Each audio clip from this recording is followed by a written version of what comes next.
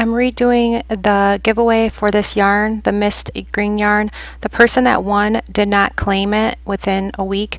It's been way over a week since I picked the winner, and I tried to contact the person that won through all my social media platforms, and I haven't got any response, so I'm just going to have to move on. So I'm going to pick a new winner so the yarn can find a new home. So here's my YouTube random comment picker. I already placed the video in there. I'm going to load the comments to see who's going to be the lucky winner this time. Okay, so let's see.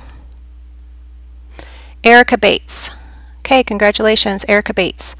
I'm going to place my email down below this video. It's going to be a new email. My one email was giving me a hard time, so it'll be my Gmail this time.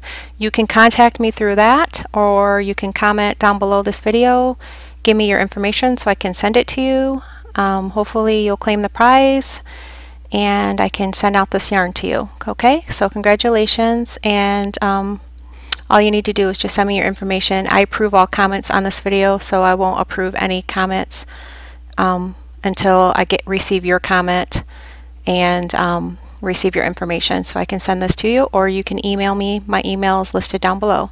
Okay, so thank you everybody for participating, and congratulations to Erica Bates.